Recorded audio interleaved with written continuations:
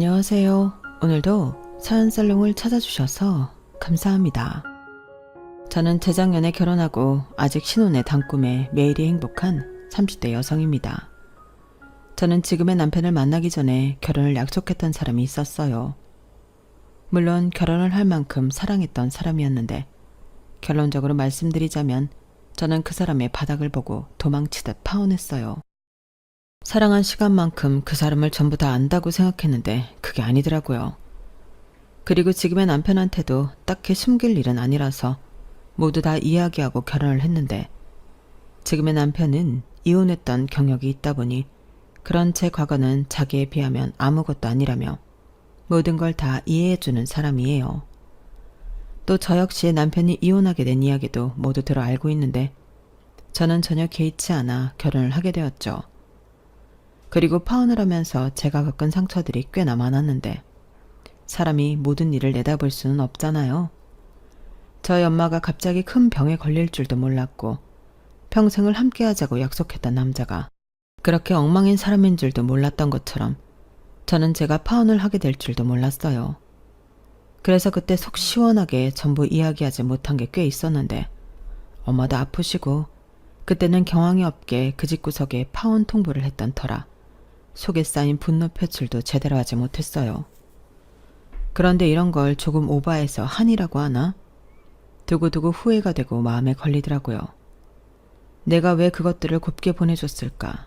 어디 가서 얼굴도 못 들고 다니게 개망신이라도 시켜줬어야 하는 거 아니었나? 정말 별의 별 생각을 꼬리에 꼬리를 물며 했어요. 하지만 이미 기회는 제 손을 떠나버렸고 저에게 남는 건 그저 후회밖에 없었는데 사람이 자꾸 반복해서 되뇌이고 후회를 하다 보니 하늘도 그런 제가 딱했나 봐요. 어디 한번 한풀이를 제대로 해보라고 뜻밖의 기회를 주셨는데 어찌나 속이 후련하든지 지금은 아주 홀가분한 상태입니다. 그리고 그런 의미로 저는 이곳 사연살롱에 사연을 신청하게 되었는데요. 다른 사람들한테도 이런 인간 말종이 있다는 것을 알려주고 싶더라고요. 거기에 더불어 저와 같은 사람이 또 생기지 않았으면 좋겠는데 부디 제 사연을 끝까지 들어주시길 바랍니다. 그럼 지금부터 제 파혼 이야기를 시작해 볼게요. 편의상 저와 파혼했던 그 남자를 남자친구라 부르겠습니다. 저와 남자친구는 소개로 처음 만났어요. 제가 대학을 졸업하고 첫 직장에서 알게 된 직장 선배이자 사수인 언니가 잘 어울릴 것 같다며 대기업에 다닌다는 대학 친구를 소개해 준 건데요. 처음엔 별 흥미가 없었지만 대기업에 다닌다고 해서 호기심 반으로 소개팅 자리에 나갔어요. 저도 가능하면 대기업에 들어가고 싶었는데 그게 잘 되지 않았거든요. 그래서 대기업에 다니는 사람은 나랑 뭐가 다를까? 묘하게 그런 게 궁금했고 그렇게 소개팅 자리에 나온 남자친구는 제 생각보다는 딱히 뭔가 뛰어나거나 다른 사람과 달라 보이지 않았는데요. 오히려 살짝 정신도 없는 것 같아서 좀 실망스러웠죠. 저런 사람이 어떻게 대기업에 들어갔지? 그저 신기했달까요? 그런데 그거 아세요? 저렇게 뭔가 빈틈이 많아 보이는 사람이 또 자기 본업을 잘하면 그 모습이 또 의외라 다시 보게 되더라고요. 그리고 남자친구가 딱 그런 사람이었는데 대화를 하다 보면 모르는 게 엄청 많았는데 업무 전화가 오거나 잠깐 일 좀 하겠다고 노트북을 열면 사람이 완전히 달랐어요. 그 모습에 아, 저래서 대기업에 들어갔구나 하고 보게 되었는데 그렇게 한 번 만나고 두 번 만나고 세네 번 만나니 어느덧 그 사람과 정이 들어 썸을 타고 있었죠. 어째 같이 있으면 재미있고 나이 차이가 3살이 나긴 했는데 마치 친구처럼 대화도 잘 통하는 것 같았는데요. 저랑 동갑인 여동생이 있다고 하더니 그 때문인가 편하고 좋았어요. 한 번은 여동생한테 추천을 받았다며 한 카페를 갔는데 거기도 엄청 좋고 사진도 예쁘게 잘 나오더라고요. 제가 사진 찍는 걸 많이 좋아하거든요. 그래서 남자친구는 저를 위해 사진을 잘 찍기 위한 연구도 해왔는데 그래서 가끔은 일부러 사진 잘 나오는 것을 골라 저를 데리고 가곤 했어요. 자, 오늘은 우리 자기 인생 사진 좀 찍어줘야겠다. 자기야, 이 필터로 찍으면 엄청 분위기 있어 보인대. 그리고 내가 찾아봤는데 요즘은 요렇게 또 이렇게 찍는 게 유행이라고 하더라. 자기도 해봐. 내가 길이길이 남을 걸작을 찍어주겠어. 이렇게 저를 위해 맞춰줬는데 솔직히 사진 좋아하는 여자들 남자들이 별로 안 좋아한다고 알고 있었기에 저는 남자친구가 너무 고마웠어요. 저를 만나기 전에는 프로필 사진에 아무것도 없을 정도로 사진에 무관심했던 사람이었는데 저를 위해 저렇게 노력을 해주니 고맙지 않을 수가 없었죠. 그렇게 처음엔 호기심으로 만난 남자친구는 나중엔 제가 더 많이 좋아하게 되었는데 주변 사람들은 이상하게도 제가 만나는 남자가 어떤 남자인지는 안중에 없고 대기업에 다닌다는 것을 제일 부러워했어요. 사실 그것도 좋지 않을 이유가 없지만 제가 좋아하는 건 제 남자친구의 살뜰한 성격인데 아무리 얘기를 해도 사람들은 제 진심을 믿지 않더라고요. 그저 저를 대기업에 다니는 남자 만나 로또 맞은 여자 정도로 아는 것 같았는데 그때는 솔찬히 억울하기도 했어요. 하지만 남자친구를 소개해준 사수 언니는 괜히 사람들이 생각 없이 떠드는 소리에 일희일비할 것 없어. 다 네가 부러워서 그러는 거야. 라며 제 기분을 풀어줬는데 저도 그때부터는 사수 언니 말처럼 그런 의미 없는 남의 말은 신경 쓰지 않기로 했는데 그들이 보기에 내 남자친구가 괜찮아 보이나 보다. 오히려 좋게 생각했어요. 거기에 아울러 남자친구와 어울리는 여자가 되기 위해 저는 자기계발도 열심히 했는데요. 남자친구는 저희 그런 노력하는 모습을 많이 좋아해줬죠. 사실 나중에라도 저 역시 대기업에 이직할 수 있으면 좋겠다는 생각을 하고 있었거든요. 그래서 남자친구에게 많이 도와달라고 했고 남자친구는 흔쾌히 알겠다고 하고 실질적인 도움을 많이 줬어요. 그러면서 자기도 우리 회사 와서 우리 사내 커플하면 엄청 좋겠다. 사내 커플이 결혼하면 회사에서 주는 혜택도 있어. 결혼식장 지원도 되고 복지샵에서 가전제품도 할인해준다? 짱이지? 이렇게 말하는데 남자친구는 그렇게 저와 결혼 이야기를 하는 걸 좋아했었죠. 그리고 저 역시도 연애 기간이 좀 지나다 보니 자연스럽게 남자친구와 결혼하고 싶은 마음이 있었는데 쑥스럽기도 하고 민망하기도 해서 저는 제 입 밖으로 결혼에 대한 이야기는 잘하지 않았어요. 그도 그럴 게 제가 아버지가 안 계시거든요. 엄마와 아빠가 일찍 이혼하셔서 저는 엄마 밑에서 자랐는데 혹여 남자친구 집에서 홀엄마 밑에서 자랐다고 저를 싫어할까 솔직히 두려웠어요. 지금 생각하면 너무 웃긴 일인데 이미 그때는 저나 남자친구나 우리는 결혼할 거라는 생각을 하고 있었죠. 그리고 남자친구는 저희 집에도 놀러와서 저희 엄마와 만나고 함께 식사를 하기도 했었는데요. 남자친구가 워낙에 외향적이고 처음 보는 사람과도 잘 지내는 사교적인 성격이라 저희 엄마와도 금방 친해졌어요. 그래서인지 저희 엄마는 남자친구의 성격이 너무 좋다며 둘이 잘 됐으면 좋겠다고 하셨는데 저는 엄마의 그런 마음을 모르지 않았어요. 저희 엄마는 내심 혼자 저를 키웠기 때문에 제가 좋은 사람만 만난다면 하루빨리 가정을 이루고 안정적으로 살길 바라셨거든요. 그리고 때마침 남자친구를 보니 그 마음이 더 커지게 되었고 거기엔 남자친구의 안정적인 직장도 한몫한 듯 했는데 어디에 내놔도 남자친구는 남들이 부러워할 사윗감이라고 생각하셨어요. 그러니 저희 엄마도 남자친구한테 엄청 잘해줬는데 남자친구는 그런 대접하는 걸 좋아라 했죠. 뭐 남이 나를 잘 대접해주고 칭찬을 해주는데 싫어할 사람은 없잖아요. 그리고 자기가 예쁨을 받는다고 생각하니 자신감이 뿜뿜했던 건지 남자친구는 곧잘 저희 엄마를 어머니 어머니 하며 잘도 넉살을 늘어놓았는데 갑자기 삭막했던 저희 집이 안락하게 느껴졌어요. 솔직히 제가 살가운 성격도 아니고 애교가 있는 딸도 아니라서 저희 집은 오랫동안 그저 조용한 절간 같은 분위기였거든요. 그러니 저희 엄마는 아들 같은 사이가 생겼다며 정말 많이 좋아하셨는데요.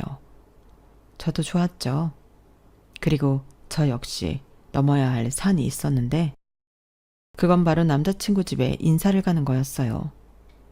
그때는 어찌나 떨리던지 물도 제대로 넘기지 못할 정도였는데 남자친구 집은 제가 걱정했던 것과 달리 제가 홀엄마 밑에서 자랐다는 걸 아시는데도 저에게 살갑게 잘해주셨어요.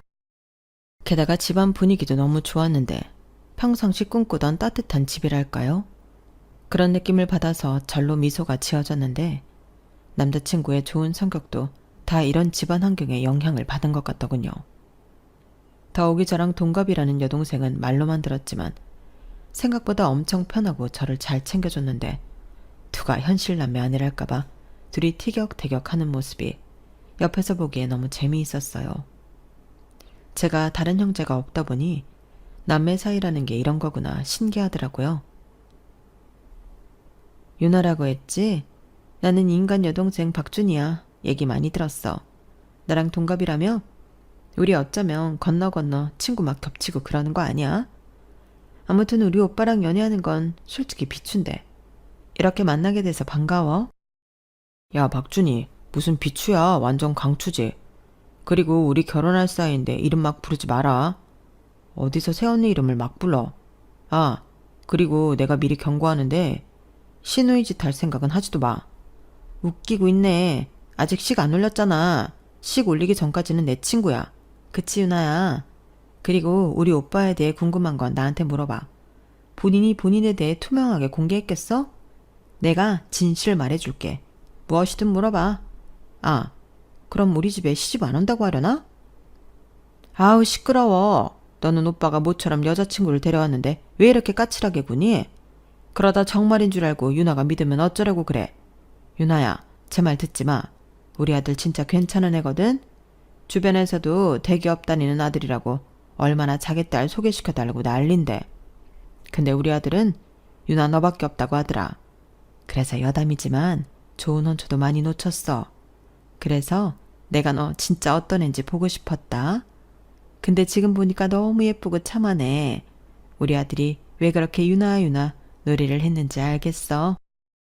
거참 당신은 뭐하러 그런 얘기를 해. 괜히 유나가 오해하잖아. 유나야, 그래봤자 고작 한두 명이었어. 그것도 말만 좀 나왔을 뿐이지 아무 일도 없었다. 그치 박준호? 아빠도 참 그게 더 수상하거든. 별소리를 다 해. 나보다 유나가 아까운 게 맞지. 봐봐. 유나는 예쁘지 싹싹하지.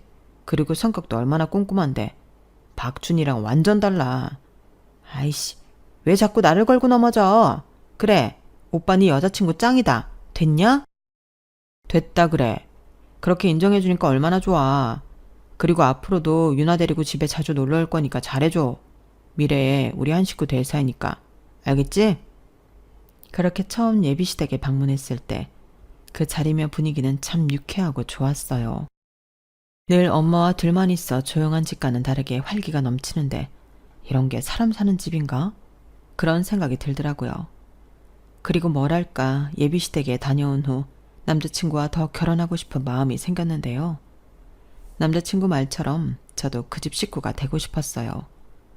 그리고 몇 달 뒤 제법 남자친구의 가족과 제가 친해지고 저희 엄마와 남자친구가 친해졌을 무렵 남자친구는 멋은 좀 없지만 저에게 결혼하자고 프로포즈를 했는데 풍선 달고 꽃장식에 촛불 같은 이벤트는 없었지만 남자친구가 이제 우리 그만 연애하고 결혼하자는 그 말이 좋기만 했죠.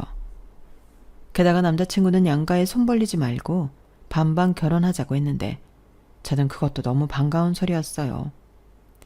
요즘은 다 그렇게 반반 결혼한다는 걸 알고 있었고 평소 결혼 생각이 있던 저는 차곡차곡 돈도 잘 모으고 있었거든요. 그리고 아무래도 저 때문에 고생한 엄마인데 결혼한다고 손까지 벌리고 싶진 않았는데 남자친구가 먼저 이야기를 해주니 나중엔 고맙기까지 하더군요. 그런데 그런 마음도 잠시 정작 반반 결혼 얘기를 꺼낸 남자친구의 재정 상태는 제가 생각한 것보다 훨씬 충격이었는데요. 저는 8천 정도 모아둔 반면 남자친구가 모았다는 돈은 4천만 원이 조금 넘었어요. 그러니까 정말 딱 2배 차이가 났는데 저희 둘은 서로 다른 의미로 깜짝 놀랐죠. 그리고 남자친구는 저더러 어떻게 돈을 이렇게나 모았냐고 물었는데 저는 거꾸로 묻고 싶은 걸 겨우 참았어요. 솔직히 대기업이면 저보다 연봉도 높고 그러니 당연하게도 돈을 꽤 모았을 거라 생각했거든요. 그렇다고 집이 어려워서 생활비를 대주고 있던 것도 아니면서 그동안은 돈 안 모으고 뭐 했냐고 묻고 싶었는데 그럼 또 기분이 상할 것 같아서 못 물어보겠더라고요. 하지만 내심 반반 결혼인데 남자친구가 모은 돈을 기준으로 하면 둘이 합쳐 8천만 원이고 그 돈으로 신혼집에 결혼식에 신혼여행까지 다 할 엄두가 나지 않아 계속 가만히 있을 수는 없었는데 그건 얘기해야겠더라고요. 그리고 남자친구는 제가 그렇게나 돈을 많이 모았을지 몰랐다며 자기가 어떡하든 제 돈 8천만 원을 맞춰오겠다고 했는데 저는 행여 대출을 받을 생각일까봐 그럼 그냥 내가 4천만 원 더하는 걸로 하고 준비를 하자고 했어요.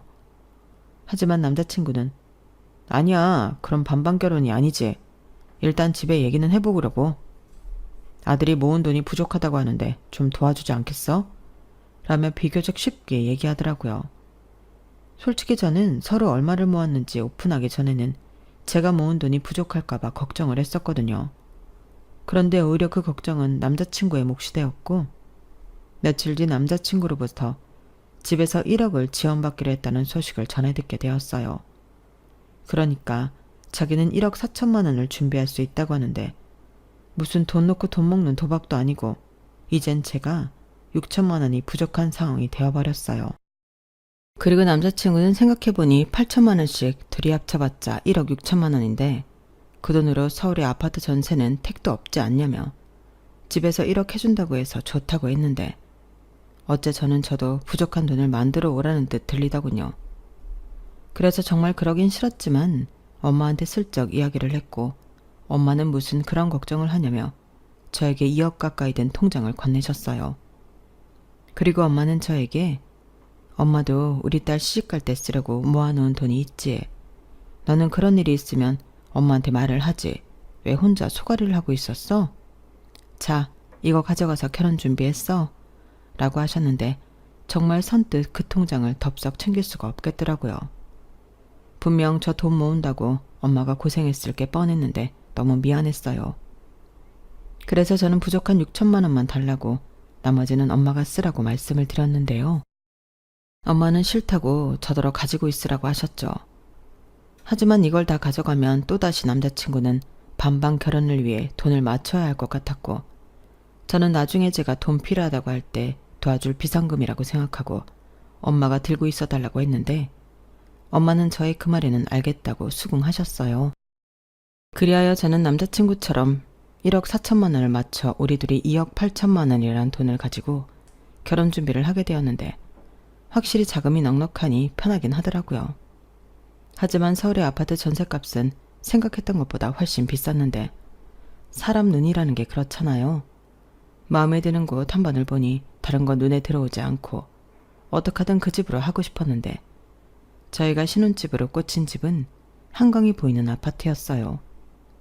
그러니 말하지 않아도 전세 가격이 어느 정도인지는 예측이 되실 텐데 저희 예산으로는 어림도 없었죠. 그래서 눈물을 머금고 눈을 낮추기로 했는데 어차피 매매도 아니니 나중에 우리 집 살 때를 생각해 일단은 참기로 했어요. 그리고 돈에 맞춰 적당한 곳을 고르긴 했는데 역시나 성에는 차지 않는 건 어쩔 수 없더군요. 일단 남자친구는 평수 자체가 아쉽다고 했는데 자기는 아무리 신혼이라고 해도 조금 넓은 집에서 시작하고 싶다고 했거든요. 누가 그러는데 시작을 어떻게 하느냐에 따라서 사는 게 달라진대. 처음 시작부터 넓은 집에서 살면 앞으로도 계속 넓은 집에서만 산다고. 주변에서 집은 좀 무리해서 하더라도 넓은 평수로 하라고 하더라고. 뭐? 둘이 사는데 뭐하러? 나중에 애기 태어나면 모를까. 나는 그건 좀 아닌 것 같은데. 물론 여유가 있으면 우리 전에 봤던 것처럼 30평대 아파트 가면 좋지. 근데 현실은 아니잖아.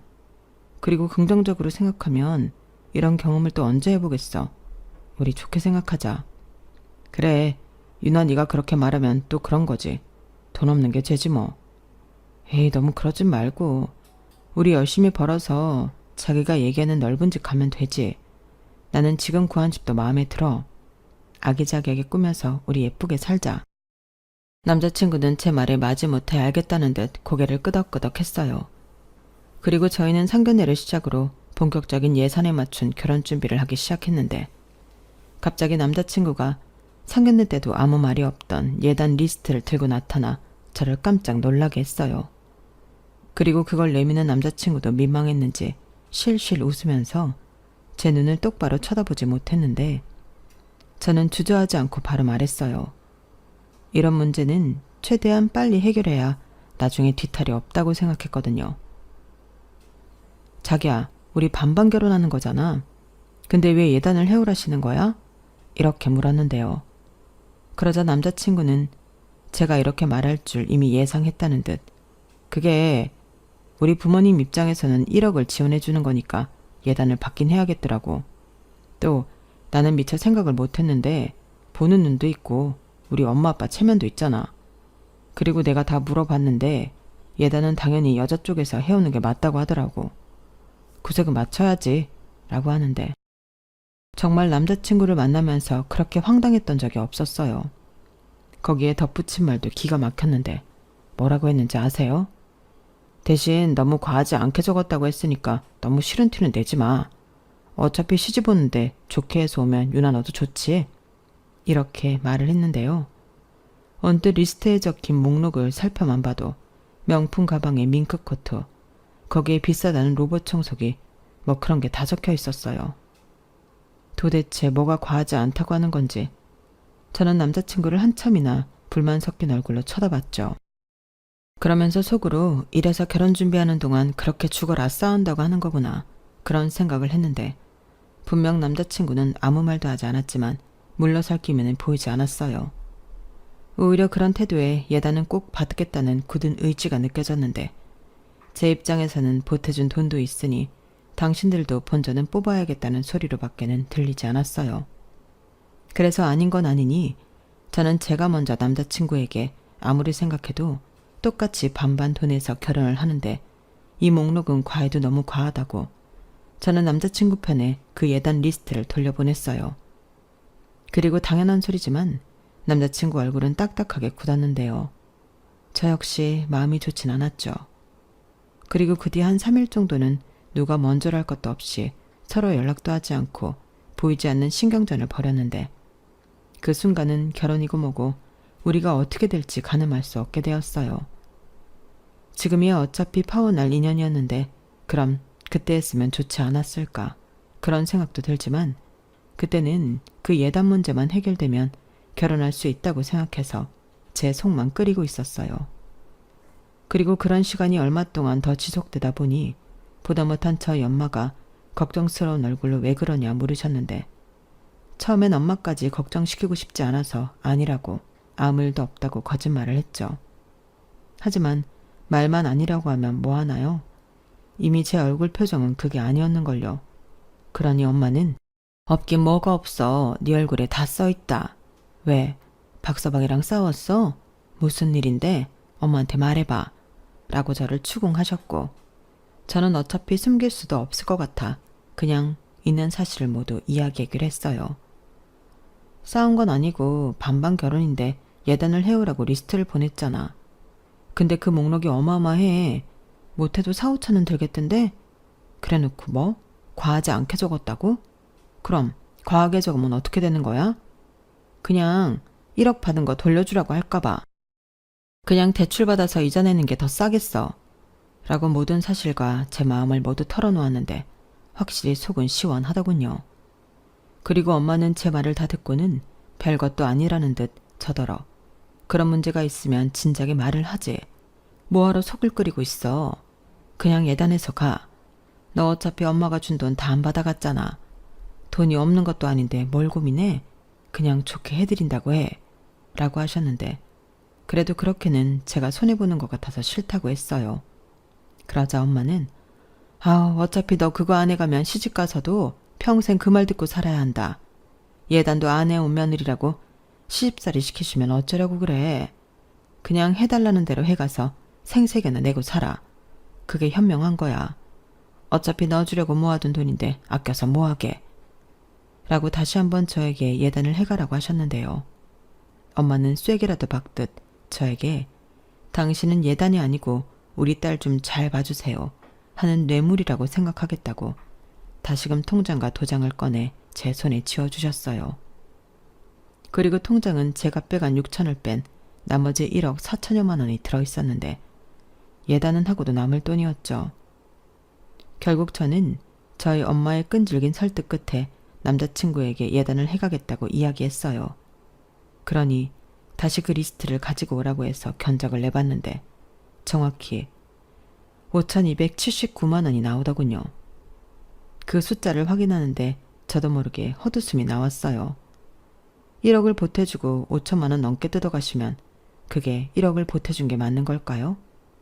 그래도 뭐 다들 이 정도는 해간다고 하니 저는 내키지 않았지만 그 예단들을 준비하겠다고 했는데 처음 좋았던 시부모님의 이미지는 다 깨진 뒤였어요. 하지만 겉으로는 여전히 유나야 하시며 저를 친근하게 부르셨는데 그때는 어떤 모습이 진짜일까 경계심만 생기더군요. 거기에 저랑 동갑이었던 예비신우는 뭐가 그렇게 바쁜지 도통 볼 수가 없었는데요. 정말 신기하게도 예단 문제가 해결되니 아무 일도 없었다는 듯 남자친구는 다시 사랑꾼이 되었어요. 다행히 예비시댁도 바라던 예단을 다 받게 되어 불만이라는 게 사라진 건지 그 뒤로는 아무런 태클도 걸지 않았는데 그때부터는 결혼 준비가 일사천리로 진행이 되었어요. 한동안 신경전을 벌이느라 준비가 멈췄으니 바쁘더라고요. 그리고 그렇게 빠르게 진행된 결혼 준비는 어느덧 막바지에다 결혼을 한 달 앞두게 되었는데 스튜디오 사진도 다 찍었고 청첩장도 다 돌린 상태였어요. 다만 주변에서 예단을 너무 빨리 해서 주지 말라고 하는 소리가 있어 그것만 좀 나중으로 미루고 있었는데 뭐 저한테 말은 하지 않았어도 본인들은 빨리 받고 싶어 애가 터졌을 거예요. 그래도 어차피 줄 예단이니 조금 더 시간을 끌고 싶은 마음이 있었는데 그런 마음이 나빴던 걸까요? 언제부턴가 엄마가 피곤하다, 어지럽다, 속이 더부룩하다 하시며 평소랑은 다르게 얼굴색이 나빠지셨는데 자식들 입장에서 걱정을 안 할 수가 없었어요. 게다가 저는 한 달 뒤면 시집을 갈 딸이었으니 더 미룰 수도 없이 엄마를 모시고 병원을 찾았는데 평소 같으면 됐어, 엄마가 알아서 해 라며 거절했을 엄마가 아프시긴 많이 아프신지 제가 병원 예약을 했다고 하니 순순하게 따라 나서시더라고요. 그리고 엄마는 그렇게 따라간 병원에서 간암 상기 판정을 받으셨는데 그때는 하늘이 무너지는 기분이었어요. 한 달 뒤 결혼을 앞두고 있는데 엄마가 암이라니 갑자기 앞이 캄캄해졌는데 저희 엄마도 마찬가지였죠. 하지만 애써 당신은 괜찮다고 저는 결혼 준비만 생각하라고 웃으며 말씀하셨는데 그땐 도저히 눈물을 참을 수가 없었어요. 그러자 엄마는 울긴 왜 울어? 엄마 멀쩡해. 엄마 치료 잘 받을 거고 우리 딸 결혼식에도 참석할 거야. 우리 딸 웨딩드레스 입는 걸 꼭 봐야지. 우리 딸 엄마 못 믿어? 라고 하시며 당신도 터져 나올 것 같은 눈물을 애써 삼키며 말을 이어가셨는데 저는 아무 말도 하지 못했어요. 그리고 곧 있으면 남편이 된다고 심적으로 의지하고 싶은 마음에 저는 남자친구에게 전화를 걸어 이 사실을 이야기했는데 남자친구 역시 많이 놀란 듯 아무 말도 하지 못하더군요. 저는 그 침묵이 저를 위로하는 것만 같았어요. 자기야, 우리 엄마 어떡해? 우리 엄마 잘못되면 나는 어떡해? 에이, 무슨 말을 그렇게 해. 저기, 일단 나도 너무 놀라서. 유나야, 미안한데 내가 다시 전화할게. 정신 똑바로 차리고 어머니 옆에 꼭 붙어있어. 알겠지? 이렇게 정신없이 전화를 끊은 남자친구였는데 몇 시간이 되지 않아 예비시댁에서 아주 난리가 났다 하더라고요. 아무래도 저희 엄마 검사 결과 때문에 집안이 뒤집어진 것 같았는데 저는 그래도 사돈이라고 많이 놀라시고 걱정하시나 보다 라고 생각했다가 어이없는 소리를 듣게 되었어요. 전화를 하겠다는 남자친구 대신 예비 시어머니가 당신 아들 전화로 저에게 전화를 하셨는데 저는 당신도 놀라서 저에게 전화를 하신 줄 알았어요. 하지만 제가 듣게 된 말은 아무리 엄마가 죽을 병에 걸렸다고 해도 해오기로 한 예단은 차질 없이 준비해야 한다면서 병원비 쓴다고 돈 빼돌릴 생각을 하지 말라고 했는데 저는 제 귀를 의심했어요. 어머니, 지금 뭐라고 하셨어요? 지금 저희 엄마가 아프신데 어머니는 예단 걱정을 하시는 거예요? 제가 병원비 때문에 예단 다 못해갈까봐? 아우, 너는 무슨 말을 해도 똑같은 소리를 그렇게 정없이 하니? 예단은 너희 엄마 아프시기 전에 이미 하기로 한 거잖아. 너 그거 약속이다? 시집도 오기 전에 약속 어기는 며느리 될 거야? 그러게, 내가 준비되는 대로 예단 보내라고 했지? 왜 말을 안 들어서? 어머니! 어머, 나 귀 안 먹었어? 왜 소리를 지르니? 저하고 난 얘기했다. 너는 예단 준비나 잘해서 못해도 이번 주까지 보내. 안 그러면 이 결혼 못한다. 저는 이 결혼 못한다는 예비 시어머니의 말에 그냥 이 결혼을 안 하는 게 낫겠다는 생각을 했어요. 아무리 사돈이라고 하지만 어머니는 괜찮냐. 이 말이 먼저 나와야 하는 거잖아요. 그래서 파혼을 통보하려 남자친구에게 만나자고 했어요. 다음날 바로 엄마가 병원에 입원하기로 했기 때문에 시간이 없었거든요. 그러자 제가 무슨 말을 할지 전혀 모르는 남자친구는 저를 만나러 저희 집 근처까지 왔고 말로는 어머니가 아프시니 얼굴 뵙는 건 다음으로 미루겠다며 자기도 저에게 할 말이 있다고 했는데요. 저는 설마 이 남자도 나에게 파혼을 하자고 하는 걸까 궁금해서 먼저 말해보라고 했어요. 그러자 그 입에서 터져나온 말은 저를 더 이상 인간으로서 존재하지 않게 만들었는데요. 유나야, 오해는 하지 말고 들어. 우리 그냥 이참에 신혼집 계약한 거 파기하자. 내가 집주인한테 장모님 아프시다고 그래서 돈 필요하다고 사정해 볼게. 그리고 우리는 장모님 집에 신혼살림 차리면 딱이지 않아? 뭐가 딱이라는 거야? 왜 신혼살림을 우리 집에 차려? 내가 너랑 통화 끝나고 간암에 대해 찾아봤거든. 근데 그게 살 확률이 많이 낮더라. 이식을 받지 않으면 힘들다고 하더라고. 아무리 자식이라도 조직이 안 맞는 경우도 많대. 그리고 어차피 집보다는 병원에 계실 날이 더 많으실 텐데 그 집 놀려서 뭐해. 그냥 우리가 거기서 살자. 아마 장모님도 좋아하실걸? 웃겨. 우리 엄마가 왜 좋아해? 자기 죽을 날만 기다리는 사위가 집 차지하고 있는데. 에이, 유나 너는 말을 해도 우리 감정적으로 말고 현실적으로 또 이성적으로 생각하자. 뭐가 이득인지 잘 생각해봐. 유나 너는 이제 장모님만 가족이 아니야. 내가 있잖아. 또 우리 엄마 아빠도 있고. 곁에 오래 있을 사람을 생각해야지. 그리고 내가 이 말은 언젠가는 좀 하려고 했는데 우리 집에서 해준 1억 그게 빚을 내서 해준 거라고 하네. 큰 집에서 도와주셨다고 하는데 그 돈을 달라고 성화야. 그래서 엄마 아빠가 좀 힘들어 하시는데 우리 신혼집 문제도 해결했으니까 1억 다시 우리 엄마 아빠한테 돌려주자. 내가 옆에서 도저히 내 부모가 추심당하는 꼴을 못 보겠어. 그 입 안 닥쳐? 그러니까 준 돈도 돌려받고 예단도 그대로 받겠다는 거네. 와, 이거 진짜 칼만 안 들었지 날강도 아니야? 그래놓고 뭐? 내 부모가 추심당하는 꼴을 못 보겠어? 그럼 나는 내 엄마가 저렇게 암화 걸렸는데 내 속은 어떨 것 같은데. 그래놓고 뭐가 어쩌고 저째? 우리 엄마 내일 당장 어떻게 되는 사람이야? 아주 고사를 지내라. 어떻게 그딴 말을 지금 내 앞에서 할 수가 있냐고. 현실적, 이성적, 지랄 연병하고 있네. 야, 그 더러운 입 꼭 다물고 니네 부모한테 가서 전해. 예단 구경할 생각도 하지 말라고. 그리고 이 결혼 안 해. 뭐? 이제 와서 이러면 어떡해. 우리 청첩장도 다 돌렸잖아. 그리고 위약금은 어쩔 건데. 네가 다 낼 거야? 그래. 너 같은 쓰레기랑 결혼하는 것보다는 그게 싸지. 내가 깨는 결혼이니까 내가 위약금 낼게. 대신 너는 다시는 내 눈앞에 얼쩡거리지 마. 알겠어? 저는 너무 화가 나서 있는 힘껏 소리쳤어요. 태어나 그렇게 큰 소리를 내본 적이 없었는데 저절로 그렇게 되더라고요. 그리고 그런 저의 모습이 낯설고 무서웠는지 남자친구는 아무 말도 하지 못했는데 정신을 덜 차린 건지 집에 돌아가서는 제 말을 그냥 하는 소린 줄 알았는지 기분을 풀랍니다. 그리고 차분히 생각해보면 자기 말이 다 맞는 말이라며 또 정성스럽게 개소리를 문자로 찍어 보냈는데 저는 아주 단답형으로 답장을 보냈어요. 꺼져. 이렇게 보냈거든요. 그리고 그 번호도 차단하고 제 손으로 손수 예약했던 비행기며 결혼식장, 기타 등등 모두 취소했는데 그제야 이 인간과 그 집구석 사람들이 제가 한 말이 허언이 아니라는 걸 알게 되었어요. 그리고 남자친구는 회사까지 저를 찾아와 잘못했다고 빌었는데 저는 다시 한번 나타나면 그 위약금 청구할 거라고 겁을 확 줘버렸죠. 그냥 내 인생에 다시는 볼일 없게 하라는데 그게 그렇게 어렵냐. 저는 또 이성줄을 놓고 말았는데 그때는 제정신으로 있기가 힘들 때였어요.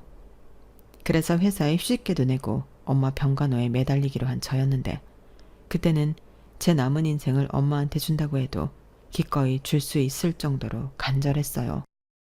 가족이라고는 세상에 엄마 한 사람뿐인데 엄마가 없어진다면 제가 없어지는 것 같았거든요. 그리고 엄마는 제가 파혼한 사실을 수술 뒤에 알게 되셨는데 자기 때문에 그렇게 된 거냐고 미안해 하셨고 저는 엄마 덕에 똥을 피할 수 있어 다행이라고 말했어요. 사실 그 말이 진짜거든요. 만약에 엄마가 아프지 않았다면 그놈의 그런 밑바닥을 어떻게 볼 수 있었겠어요. 분명 예정대로 결혼을 했어도 그런 못돼 먹은 이기적인 심보에 저는 이혼을 했을 거라 장담하는데 그 후로는 엄마와 저는 병을 이긴다는 마음으로 하루하루 버티고 극복하며 함께 있었어요. 때론 힘들어하는 엄마를 보며 대성통곡하고 울기도 했고 둘이 꼭 붙어 지내는 추억도 만들었는데요. 아무리 한 집에 살았어도 그렇게 같이 붙어 있던 적이 없었거든요.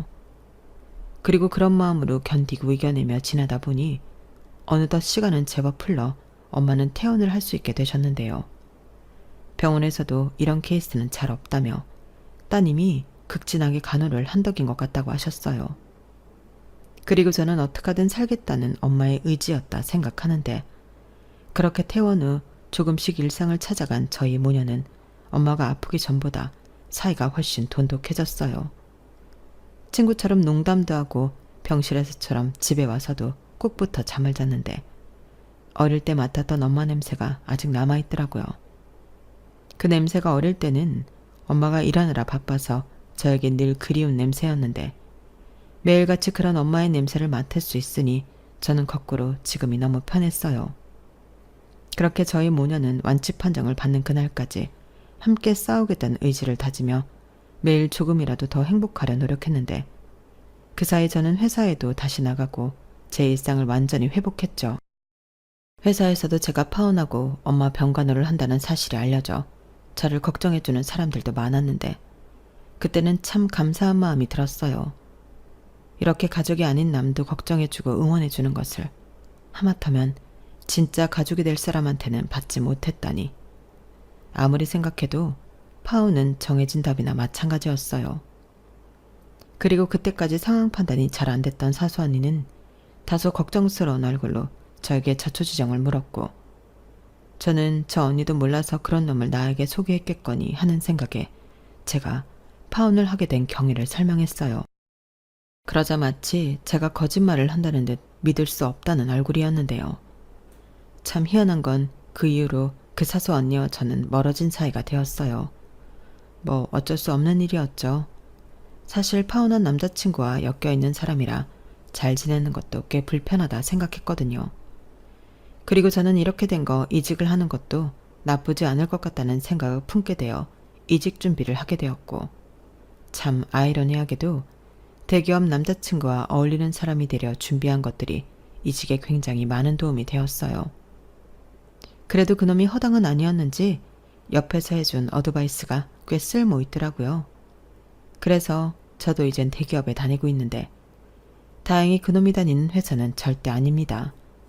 하지만 제 삶의 질이 좋아진 건 확실한데 저희 엄마도 열심히 병원에 다니며 치료에 전념한 끝에 재작년에 완치 판정을 받으셨어요. 3기에서 완치까지 그 5년이 마치 50년처럼 느껴진 하루하루였는데 엄마가 완치 판정을 받던 날 얼마나 많이 기쁨의 눈물을 흘렸는지 모릅니다. 그리고 암이라는 게 아무리 완치 판정을 받았다고 해도 재발할 수 있는 고약한 놈이라 더 열심히 건강관리를 하며 병원에 정기적으로 다녀야 했는데 사람의 인연은 참 알 수가 없어요. 제 지금 옆에 있는 남편이 그 병원에 근무하는 의사 선생님이거든요. 제가 엄마 덕에 병원 생활을 오래 하고 또 통원한다고 병원에 자주 오니 그런 기가 막힌 인연도 만날 수 있게 되었어요. 저희 남편은 내과의로 가끔 외래진료를 볼 때만 만날 수 있었는데 그렇게 인연을 키워오다 서로 좋은 감정을 갖게 되었어요. 그리고 신혼의 단꿈에 젖어 있는 지금도 그간 있었던 일들을 회상하면 놀라울 정도인데 그래도 끝은 모두 해피엔딩이니 얼마나 다행인지 몰라요. 물론 결혼 생활도 더 해봐야 진짜 해피엔딩인지 알 수 있겠지만 여기서 가장 중요한 건 제가 지금 너무 행복하다는 거예요. 대신 그때 파혼하면서 그 못된 인간들 그렇게 순순하게 보내준 게 사실 너무 분했는데 여러분, 제가 어떤 일을 또 겪었는지 아세요? 아마 들으시면 깜짝 놀랄 일일 텐데요. 제가 저희 남편 병원에 남편이랑 점심 식사를 하려고 간 적이 있었거든요. 그날은 제가 모처럼 월차를 내고 시간이 많아서 남편에게 서프라이즈를 해주러 간 날이기도 했는데 아니, 글쎄 남편 외래 진료에서 저와 파혼한 남자친구와 그 엄마를 보게 되었어요. 딱 보니 진료를 받으러 온 것 같았는데 저를 보더니 두 사람 다 깜짝 놀라더라고요. 저 역시 너무 뜻밖의 만남이라 놀라지 않을 수 없었는데 이내 전 남자친구는 저에게 다가와 아주 반갑다는 듯 인사를 했어요. 그러면서 제 왼손 약지에 껴져 있는 반지를 힐끔 보더니 결혼했어? 라고 물었고 저는 그렇다고 대답했죠. 그런데 이 남자가 굉장히 아쉬운 얼굴 하는 거예요. 사실 저를 다시 만나고 싶어서 수소문을 하고 있었다나요? 그 말을 듣는데 진짜 소름이 돋았고 자기는 저랑 파혼하고 결혼했다가 이혼을 했답니다. 이유는 궁금하지 않아 묻지도 않았는데 자기 입으로 성격 차이래요. 그래놓고 유나 너만한 애가 없는데 그땐 내가 너무 어리석었어. 나 진짜 반성 많이 했다. 라며 쉰 소리도 정성껏 했는데 아마 모르긴 몰라도 그 이혼한 여자 역시 자기 남편의 밑바닥을 본 게 아닐까 생각했어요. 그리고 진료를 마친 남편이 나왔을 때는 예상하지 못한 제 등장에 남편이 많이 반가워했는데요. 저를 보자마자 여보 여기까지 웬일이야? 그새 나 보고 싶어서 왔어? 라며 다정하게 다가왔어요. 이미 병원에서는 저희 남편이 아내 바보로 유명해서 간호사 선생님들도 다 알거든요. 그래서 몇몇 간호사 선생님들이 저를 보고 인사도 하셨는데 그제야 사태 파악이 끝난 저의 파혼한 전 남자친구와 그의 엄마는 벙찐 얼굴이었어요. 꽤나 충격을 받은 듯한 얼굴이었는데 옆에서 남편이 무슨 일이냐고 저에게 묻더라고요. 조금 전 자기한테 진료를 받은 모자지간과 제가 함께 있으니 꽤 궁금한 듯 보였는데요. 저희 남편이 저에 대한 것에는 오지랖이 좀 넓은 편이라 저는 있는 사실대로 말해줬어요. 그러자 그걸 듣는 남편도 놀라고 전 남자친구도 놀랐는데 저만 아무렇지 않았어요. 오히려 너무 재미있더라고요. 그리고 어쩐지 저를 원망하는 눈으로 보는 듯한 옛 예비 시어머니는 한눈에 봐도 어디가 많이 아픈 듯 얼굴이 많이 야위었는데 나중에 집에 와서 남편에게 드리니 개인정보라 다는 말해줄 수 없지만 위암에 걸려 꽤나 힘든 시간을 보내고 있다고 알려줬어요. 전이도 빠른 편이고 암세포 자체가 수술을 해도 완전히 제거를 할 수 없는 곳에 분포되어 있어. 지금은 항암밖에는 방법이 없는데 어렵네. 이런 말을 들었는데 기분이 참 묘하더군요. 불쌍하기도 하고 쌤통이기도 하고 많은 감정이 뒤섞였어요. 그러게 병이라는 건 누구나 걸릴 수 있다는 건데 왜 그 사람들은 그 당연한 걸 몰라서 저와 저희 엄마한테 그런 무례와 상처를 줬던 걸까요? 그리고 우리 엄마 살 확률 없다고 현실적으로 생각하고 떠들었던 놈이 이젠 저와 처지가 180도 달라졌으니 그것만큼 확실한 복수가 없었는데 이제 좀 자기도 제가 그때 어떤 심정이었는지 알았으면 좋겠네요. 아니 어쩌면 이혼까지 당하고 아픈 엄마까지 돌보느라 그런 감정을 느낄 여유도 없을 것 같긴 한데 제가 모르는 사이 제대로 벌을 받은 것 같아 저는 이제야 반복되는 후회를 멈출 수 있을 것 같아요. 그리하여 제 마지막 복수는 보란듯이 지금의 남편과 행복하게 사는 건데요. 원래 최고의 복수는 저를 아프게 한 그 사람들보다 잘 사는 거라고 하잖아요. 그리고 거기서 끝이 아니라 이제는 완치 판정을 받아 더욱 건강해진 친정엄마와 세상에서 가장 현명하고 인자하신 시부모까지 있는 저는 천군 만마를 얻은 기분인데 잘 사는 모습을 그들에게 보여줄 수 있어서 다행이에요. 이만하면 저도 저희 엄마도 그 긴 시간 동안 잘 참고 견딘 보람이 있는 거겠죠? 그리하여 저는 이제야 완전히 옛날 기억 저편으로 묻어두고 앞으로 다가올 행복만을 쫓으며 살아갈 수 있게 되었는데 앞으로 우리 부부가 지금의 마음을 잊지 않고 계속 예쁜 사랑을 할 수 있도록 따뜻한 응원 부탁드립니다. 지금까지 제 사연 끝까지 들어주셔서 대단히 감사드려요. 뿌린 대로 걷는다는 말이 있듯 여러분들의 인생에는 좋은 것만 거둬들이길 바랍니다. 안녕히 계세요. 여러분, 사연 댓글에 응원과 현명한 조언 부탁드려요.